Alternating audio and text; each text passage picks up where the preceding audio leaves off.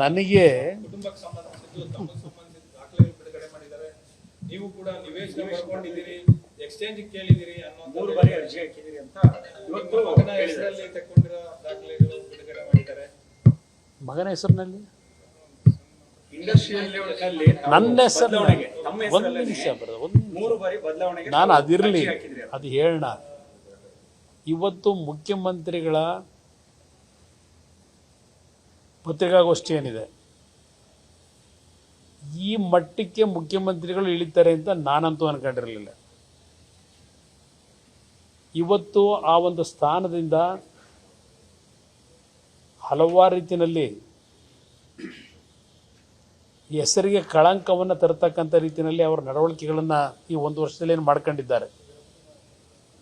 ಆ ಕಳಂಕವನ್ನು ತೊಳ್ಕೊಳ್ಳಿಕ್ಕೀಗ ಏನು ಹೇಳ್ತಾ ಇದ್ದಾರೆ, ನಾನೊಬ್ಬ ಹಿಂದುಳಿದ ಮಹಾನ್ ನಾಯಕ,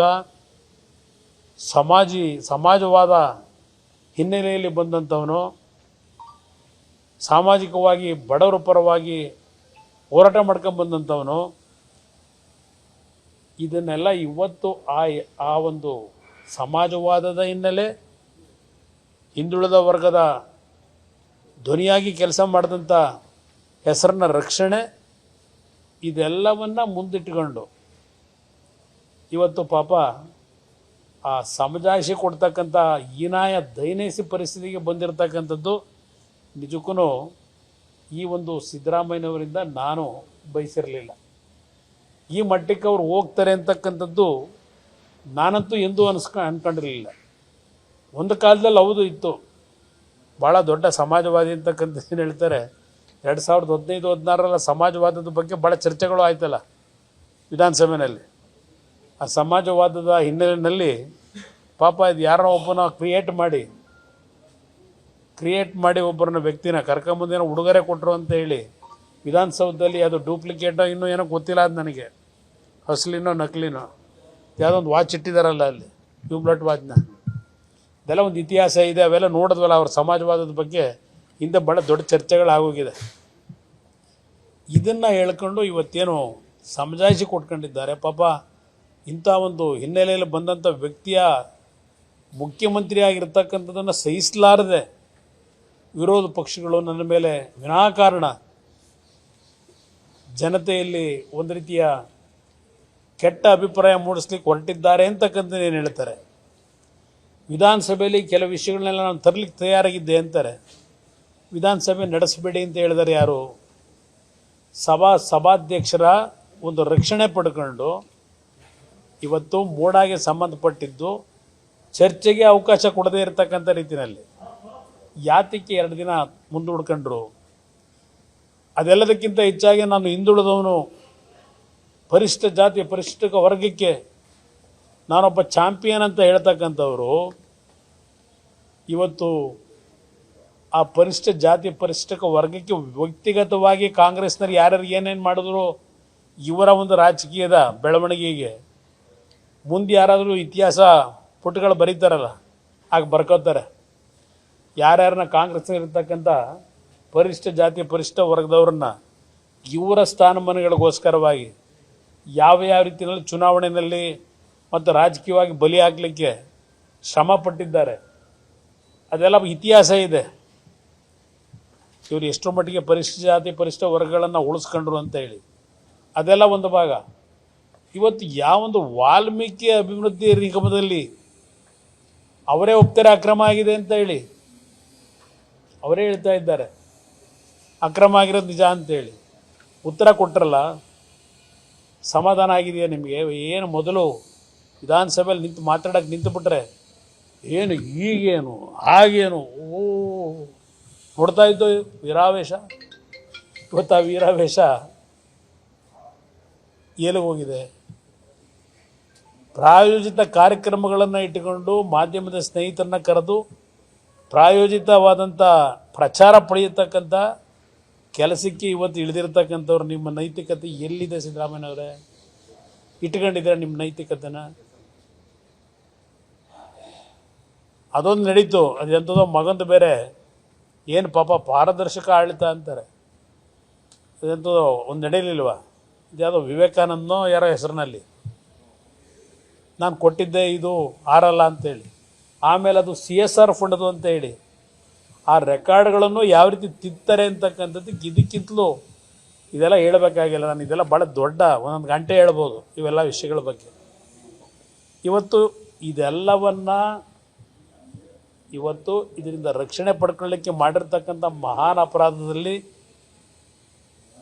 ಇವತ್ತು ಏನೇನೋ ಪಾಪ ಮೈಸೂರಿನಲ್ಲಿ ಒಬ್ಬ ಮಂತ್ರಿ ಕೂರಿಸ್ಕೊಂಡು ಇವ್ರಿಗೆ ಮಾತಾಡೋಕ್ಕೆ ಶಕ್ತಿ ಇಲ್ಲ, ನಾಲ್ಗೆ ಹುಡುಗೋಗಿದೆ. ಒಬ್ಬ ಮಂತ್ರಿ ಕೈನಲ್ಲಿ ಹೇಳಿಕೆ ಕೊಡಿಸ್ತಾ ಇರೋದು ಇವತ್ತು. ಇದು ಯಾವುದೋ ದೇವೇಗೌಡ ಅವ್ರಿಗೆ ಯಾವುದೋ ಲ್ಯಾಂಡ್ ಇದೆ, ಮಂಜೇಗೌಡಂದು ಏನೋ ಇದೆ, ಸಾರಮ್ಮ ಎಷ್ಟಿದೆ, ಅದು ಯಾವುದೋ ಗಂಗಾರ ಅದೊಂದಿದೆ, ಇದೆಲ್ಲ ಏನೇನೋ ಕೊಟ್ಕೊಂಡವ್ರಲ್ಲ, 2 ಎಕರೆ 3 ಎಕರೆ 7 ಎಕರೆ. ಏನದು? ಯಾವ ದಾಖಲಾತಿ ಕೊಟ್ಟಿದ್ದೀರಿ ಅಲ್ಲಿ? ಯಾವ ಲ್ಯಾಂಡ್ ಅದು ಸೈಟ? ಅದು ಸೈಟ್ ಹಂಚಿಕೆ ಮಾಡಿರೋದು ನಂದಿರಲಿ, ಹೇಳ್ತೀನಿ, ಅರ್ಜೆಂಟಿಲ್ಲ ನನಗೆ, ಕೊಡಪ್ಪ ಇಲ್ಲಿ. ಏನಿದೆ ಇದರಲ್ಲಿ?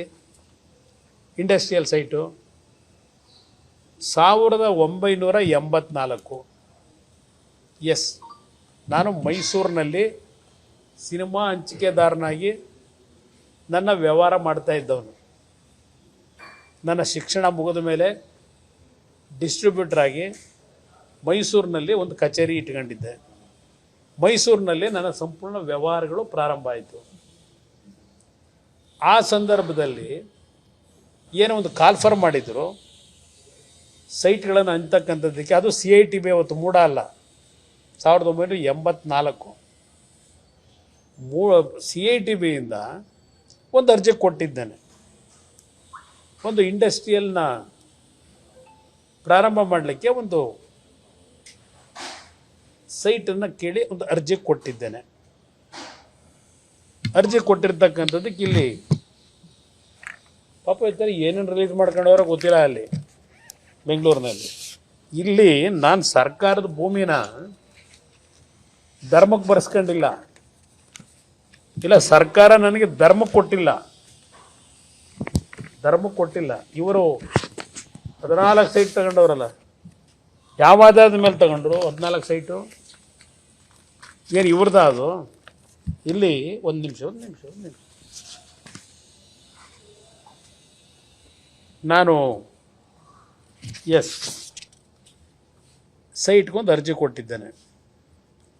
ಇಲ್ಲಿ ಗೊತ್ತಿಲ್ಲ ಇದು ಯಾರು ಹೊಡೆದವ್ರು. ನಾನು 600 ರೂಪಾಯಿ 400 ಅಂತ ಬೇರೆ ತಳಗಡೆ ಬೇರೆ ಹೊಡೆದಾಕ್ಬಿಟ್ಟಿನ ಬರ್ಕ್ ಬರೆದವ್ರಿಗೆ. ಇದರಲ್ಲಿ ಯಾರೋ ಫೈಲಲ್ಲಿ ಬರ್ಕೊಂಡವ್ರಲ್ಲಿ ಇವತ್ತು ಜೆರಾಕ್ಸ್ ತೆಗಿಸ್ತೆ ಹೊಡೆದವ್ರು. ಇಲ್ಲಿ 600 400 ಅಂತೇಳಿ ಸೈಟ್ದು ಅಳತೆ. ನನಗೆ HD Kumaraswamy 7/11/84 allotment of industrial site 75/280 ಅಂದರೆ 21,000 ಅಡಿ ಸೈಟ್ ಅಲಾಟದಿನೋ 60,000 ಅಡಿ ಅಂತೆ, 300 400 ಅಂತೆ, ಇದೇನೋ ಹೇಳ್ಕೊಂಡವ್ರೆ. ಇಲ್ಲಿದೆಯಲ್ಲ 75 × 280 ಅಡಿ ಅಂದರೆ 21,000 ಅಡಿ ಸೈಟನ್ನು ಅಲಾಟ್ಮೆಂಟ್ ಆಫ್ ಇಂಡಸ್ಟ್ರಿಯಲ್ ಸೈಟ್ ಅಂತೇಳಿ chairman city improvement trust board Mysuru 7/11 ಕೊಟ್ಟವ್ರೆ. ಇದು ಅಲಾಟ್ಮೆಂಟ್ ಲೆಟ್ರು ಕೊಟ್ಟರು, ಸೈಟು ಕರ್ಕೊಂಡು ಹುಡಿಕೊಟ್ರ,